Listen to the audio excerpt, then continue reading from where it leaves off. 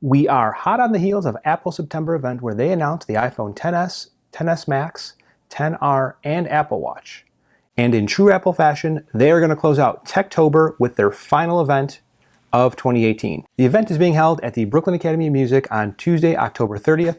The event, which is named There's More in the Making, can be live streamed starting at 10 a.m. Eastern, 9 a.m. Central from any iOS device or Mac.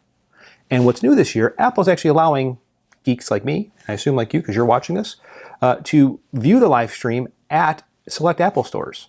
So what you can do is you can sign up on apple.com/today, select what store you want to go to watch a live stream, and be shoulder to shoulder with other Apple enthusiasts like yourself to watch the event. It's kind of cool. So it really is no secret. Apple is expected to announce updates to several of their products at this event.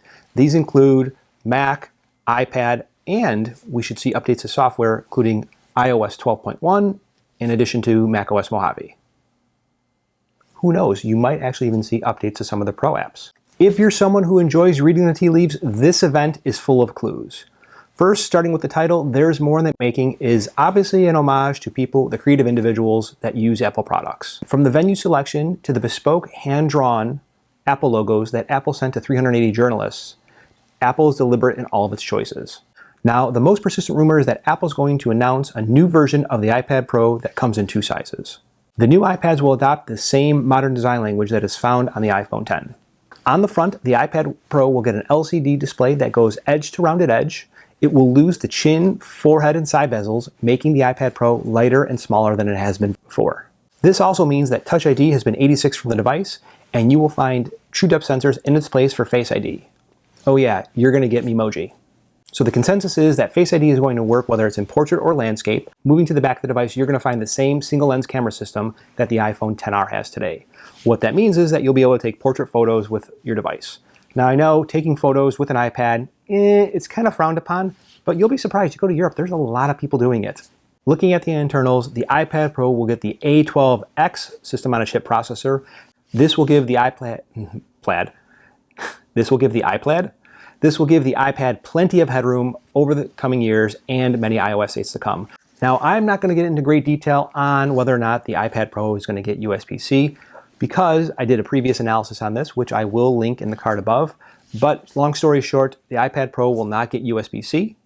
I would love to take my iPad Pro and connect it via USB-C directly to my A7 III camera to import all that content.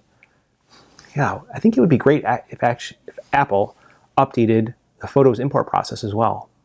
I think they did that in iOS 12. I guess we'll see. I believe that Apple's been working very diligently on an updated version of ProMotion that allows for increased precision and greater sensitivity while drawing. The new version of ProMotion will require an updated Apple Pencil, and the existing version will not be forwards compatible with the new iPad.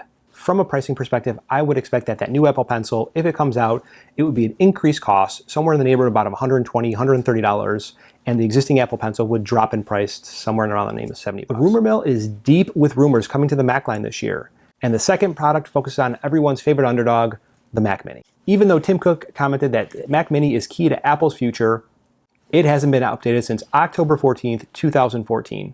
We should see the fruits of Apple's commitment to the Mac Mini line come to life on Tuesday. The new Mac Mini is expected to have an updated design, which is somewhat familiar.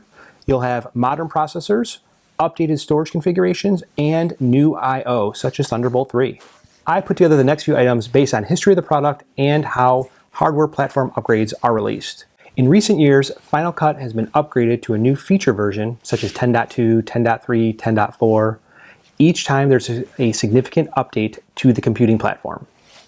The current version, which is 10.4, was released last year when Apple announced the new iMac Pros. And 10.3 came out in November of 2016 when Apple released the MacBook Pro with Touch Bar. When Apple releases the new Mac Pro in 2019, history tells us that that release of new hardware is going to require new software that's going to need to run on optimized hardware. I can't see a future that Apple is waiting 2 years for a feature release of software that many people are using, especially software that is targeted towards a segment of customers that Apple is working very hard to keep happy. If this is indeed the case, we should see updates to Final Cut Pro, Logic Pro, and possibly the Mac Pro next week. As someone who edits on a Mac using Final Cut Pro, I very much, please Apple, please expand the number of use cases that are supported on the eGPU. Other than the updates to the Mac Mini and the iMac, there are rumors saying that Apple could update the processors and the display on the MacBook Air, in addition to adding Touch ID sans the touch bar to the MacBook Nothing. We'll see in a few days. Tying up all this new hardware is going to be the software that runs it. That means we should get on-stage demos of iOS 12.1, macOS Mojave, showing such tentpole features as group FaceTime, Memoji, and Memoji syncing between devices, and maybe even updates to iWork. That would be great. All this, and along with the release dates when these products will be available to purchase. Then there are those three little words that Apple fans just love to see: